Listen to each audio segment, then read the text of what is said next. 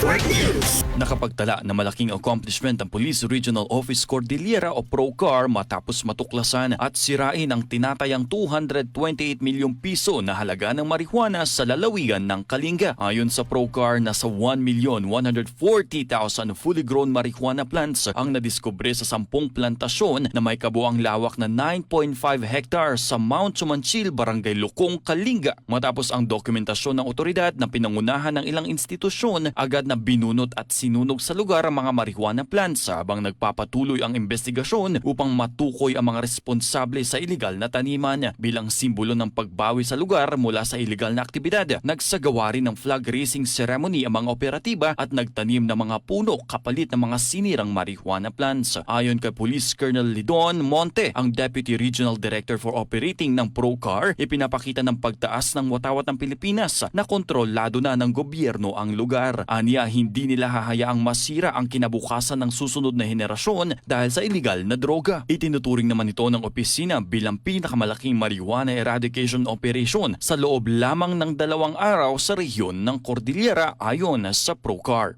Kasama mo mula dito sa 103.9 IFM Baguio, ito si Idol Noli Salio. Tatak, RMN. RMN Network News.